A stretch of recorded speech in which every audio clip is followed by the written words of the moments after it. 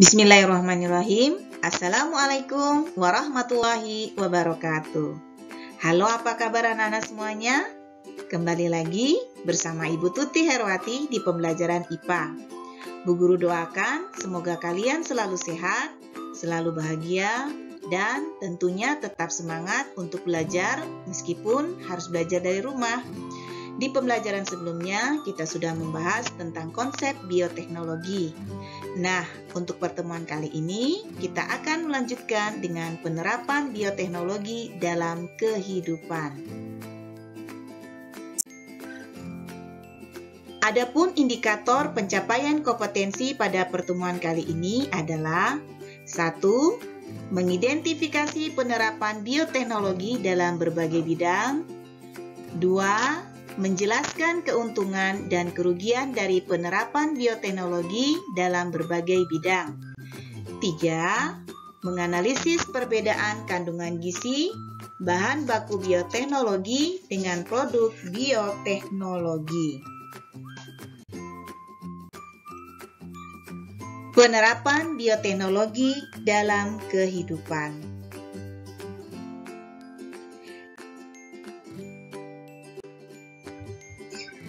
Bioteknologi banyak dimanfaatkan dalam berbagai bidang.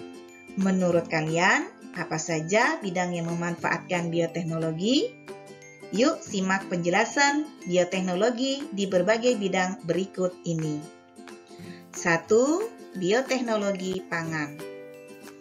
Bioteknologi pangan adalah bioteknologi yang digunakan untuk menghasilkan produk makanan dengan memanfaatkan mikroorganisme. A. Tape. Tape dibuat dengan memanfaatkan mikroorganisme yang ada dalam ragi tape. Salah satu mikroorganisme yang berperan dalam pembuatan tape adalah Saccharomyces cerevisiae. Selain Saccharomyces cerevisiae, jamur Aspergillus sp dan bakteri Acetobacter aceti juga berperan dalam pembuatan tape. Mikroorganisme yang terdapat pada ragi tape memiliki peranan yang sinergis. Artinya, mikroorganisme tersebut akan bekerja sama untuk mengubah bahan baku dari singkong atau beras ketan menjadi tape. Apakah ketika kalian memakan tape, kalian merasakan masam? Dari mana rasa masam tersebut? Rasa masam pada tape disebabkan adanya kandungan asam cuka. Asam cuka dihasilkan dari proses fermentasi alkohol oleh bakteri Acetobacter aceti secara aerob.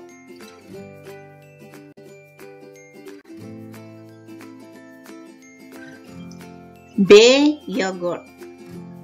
Yogurt merupakan makanan yang dihasilkan dari proses fermentasi susu dengan bantuan bakteri. Yogurt kaya akan protein, kalsium, vitamin A, B, C, E, dan vitamin K. Mengonsumsi yogurt secara teratur memiliki banyak manfaat untuk kesehatan. Di antaranya dapat meremajakan kulit, membantu proses pencernaan, menjaga jantung tetap sehat, mencegah hipertensi, mengurangi resiko osteoporosis, mengatasi jerawat, dan mengurangi kolesterol. Proses fermentasi susu menjadi yogurt melibatkan peranan bakteri asam laktat, misalnya Lactobacillus casei, Streptococcus thermophilus, Lactobacillus bulgaricus, dan Bifidobacteria. Dalam pembuatan yogurt, susu harus dididihkan terlebih dahulu pada suhu 85 sampai 90 derajat Celcius agar bakteri-bakteri lain mati dan proses dalam susu terdenaturasi atau mengalami kerusakan.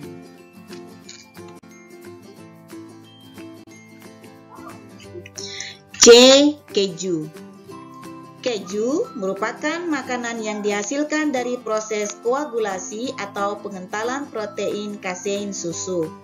Selama proses pembuatan, susu biasanya dibuat dalam kondisi asam dan ditambahkan rennet. Pengasaman susu dapat dilakukan dengan menambahkan bakteri asam laktat seperti Lactococcus sp, Lactobacillus bulgaricus, dan Streptococcus thermophilus. D. Tempe. Tempe adalah makanan tradisional khas Indonesia yang sering dikonsumsi dan menjadi salah satu makanan favorit. Pada dasarnya, proses produksi tempe menggunakan teknik fermentasi. Fermentasi dilakukan dengan menumbuhkan jamur Rhizopus ericei dan Rhizopus oligosporus pada biji kedelai. Pada proses pertumbuhannya, jamur akan menghasilkan benang-benang yang disebut dengan hifa. Benang-benang itu mengakibatkan biji-bijian kedelai saling terikat dan membentuk struktur yang kompak. Pada waktu pertumbuhannya, jamur juga akan menghasilkan suatu enzim protose yang dapat menguraikan kompleks protein yang ada pada kedelai menjadi asam amino yang lebih mudah dicerna oleh tubuh kita. Inilah alasannya yang menjadikan tempe lebih mudah dicerna oleh tubuh kita daripada kedelai.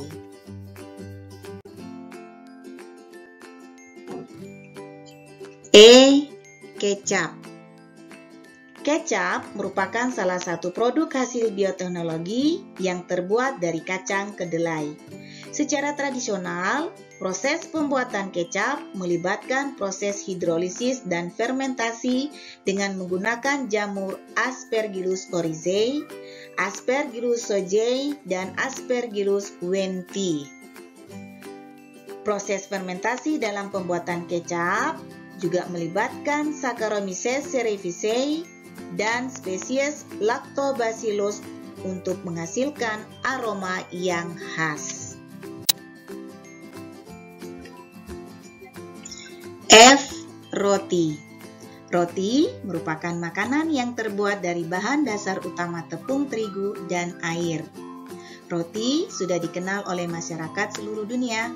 Selain tepung terigu dan air, masih banyak komposisi yang ditambahkan ke dalam adonan roti. Perbedaan komposisi ini menyebabkan roti sangat beragam, baik jenis, bentuk, ukuran, dan juga teksturnya. Pembuatan roti memanfaatkan peristiwa fermentasi yang dibantu oleh Saccharomyces cerevisiae. Fermentasi yang dilakukan oleh Saccharomyces cerevisiae menghasilkan gas karbon dioksida akan membuat adonan roti mengembang, sedangkan alkohol akan menghasilkan aroma khas pada adonan roti. 2. Bioteknologi pertanian. Penerapan bioteknologi modern dalam pertanian berpotensi meningkatkan produksi tanaman budidaya dan mengurangi pemakaian bahan kimia berbahaya seperti pestisida. Bioteknologi modern dalam pertanian dilakukan dengan menerapkan teknik rekayasa genetika, yaitu dengan melakukan manipulasi susunan gen suatu organisme sehingga dapat dihasilkan organisme yang memiliki sifat baru. Manipulasi susunan gen dapat dilakukan dengan cara menambahkan gen suatu organisme yang diambil dari organisme lain atau dengan menghilangkan gen tertentu dalam organisme tersebut. Tanaman yang susunan gennya telah dimanipulasi disebut dengan tanaman transgenik. Saat ini telah banyak tanaman transgenik yang sudah dikembangkan, misalnya jagung, padi, kedelai, tomat, dan pepaya. Melalui rekayasa genetika, suatu tanaman dapat direkayasa agar dapat tahan terhadap serangan hama atau bahkan membunuh hama yang menyerang tanaman tersebut. sehingga dapat meningkatkan hasil produksi. Tanaman juga dapat dirancang untuk tahan terhadap herbisida dan insektisida melalui rekayasa genetika. Berikut ini adalah rekayasa genetika pada tanaman dengan bantuan bakteri Agrobacterium tumefaciens.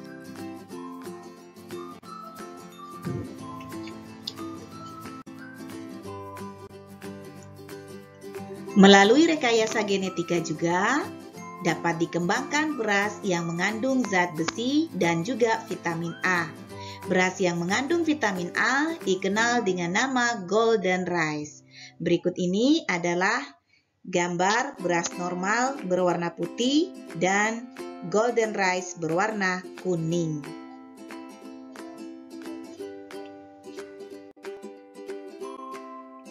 Tiga, bioteknologi peternakan.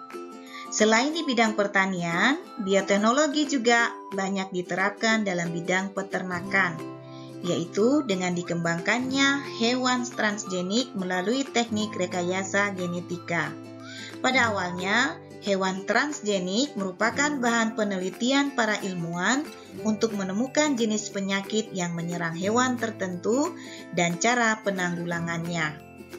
Namun, saat ini ilmuwan telah menggunakan teknik rekayasa genetika untuk berbagai keperluan dalam bidang peternakan, misalnya meningkatkan produksi susu. Peningkatan produksi susu dilakukan dengan cara memproduksi hormon bovin somatropin yang kemudian disuntikan pada sapi perah atau dengan cara membuat sapi perah transgenik yang mampu memproduksi hormon bovin somatropin lebih banyak. Dengan cara seperti ini, produksi susu dapat meningkat sekitar 8,3 sampai 21,8%. Selain meningkatkan produksi, susu yang dihasilkan juga dapat direkayasa, sehingga lebih kaya protein dan juga rendah lemak.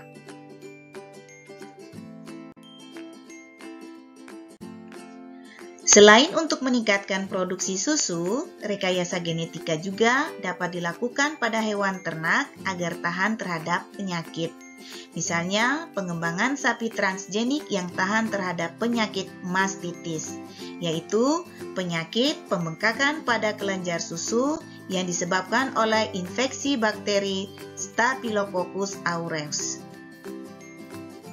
Pengembangan sapi transgenik dilakukan dengan cara memasukkan gen pengode enzim lysostapin yang diambil dari bakteri Staphylococcus simulans. Melalui rekayasa genetika, dapat dikembangkan pula sapi yang mampu menghasilkan daging yang berkualitas dan mampu tumbuh dengan cepat. 4. Bioteknologi kesehatan. Bioteknologi banyak juga diaplikasikan dalam bidang kesehatan atau bidang medis. Misalnya, A. Antibiotik. Perkembangan bioteknologi dalam bidang kesehatan dimulai dengan penemuan antibiotik penisilin oleh Alexander Fleming tahun 1928. Antibiotik merupakan senyawa yang dapat menghambat pertumbuhan mikroorganisme lain, khususnya bakteri. Antibiotik penisilin dihasilkan oleh jamur Penicillium notatum dan Penicillium chrysogenum. Berikut adalah mikroorganisme yang dipilih sebagai sumber antibiotik.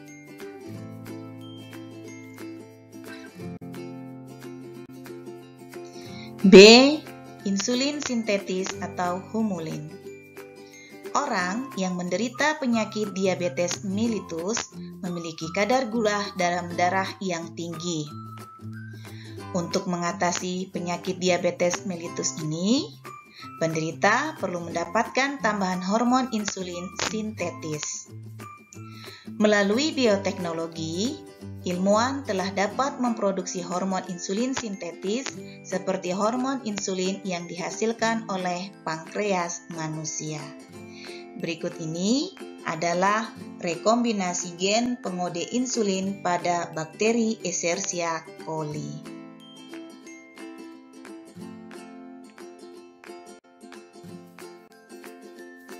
C. Vaksin. Pernahkah kamu mendapatkan imunisasi? Imunisasi atau disebut juga vaksinasi merupakan langkah yang sangat efektif untuk melindungi tubuh kita dari patogen-patogen yang menyebabkan penyakit. Misalnya hepatitis, polio, tetanus, campak, dan sebagainya. Vaksinasi adalah suatu proses peningkatan sistem kekebalan tubuh dengan cara memasukkan vaksin ke dalam tubuh seseorang, sehingga memiliki kekebalan terhadap penyakit tertentu yang disebabkan oleh virus atau bakteri. Berikut ini adalah mekanisme pembentukan antibodi akibat pemberian vaksin.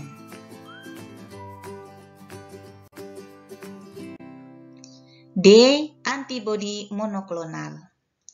Antibodi monoklonal adalah antibodi yang spesifik untuk satu jenis antigen yang dihasilkan dari satu jenis sel limfosit B yang merupakan hasil kloning dari sel induk. Antibodi monoklonal umumnya dihasilkan dari kultur sel yang melibatkan penggabungan atau fusi, sel myeloma atau sel tumor, dan sel limfosit B dari tikus atau dari kelinci. Berikut ini adalah prosedur pembentukan antibodi monoklonal.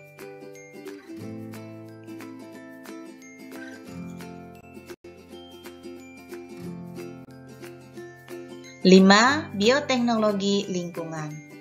Pernahkah kamu mendengar informasi tentang pencemaran air laut oleh tumpahan minyak? Tahukah kamu apa yang menjadi penyebab terjadinya pencemaran tersebut? Sampai saat ini, sudah beberapa kali terjadi kasus pencemaran air laut oleh tumpahan minyak di perairan Indonesia. Pencemaran minyak di lautan dapat berasal dari ladang minyak bawah tanah, operasi kapal tanker, perbaikan atau perawatan kapal, tangki bahan bakar kapal, kecelakaan kapal tanker, dan juga limbah industri. Dan dampak dari pencemaran laut adalah terganggunya proses respirasi dan fotosintesis tumbuhan laut, serta rusaknya ekosistem bakau. Upaya untuk mengatasi pencemaran tersebut yaitu dengan memanfaatkan bakteri dari genus Pseudomonas untuk membersihkan tumpahan minyak. Bakteri Pseudomonas mampu memanfaatkan minyak sebagai sumber energinya dengan cara memecah molekul minyak menjadi karbon dioksida.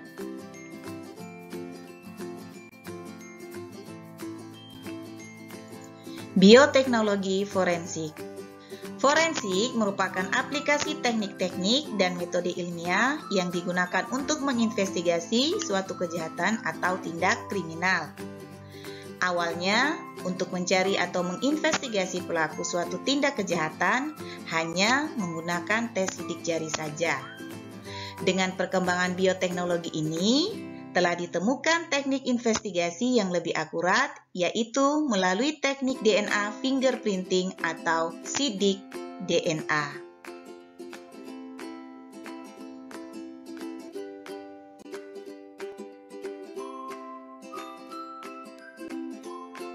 Baik anak-anak, demikian tadi materi pembelajaran tentang penerapan bioteknologi dalam kehidupan. Bu Guru berharap kalian tetap semangat untuk mengikuti pembelajaran selanjutnya.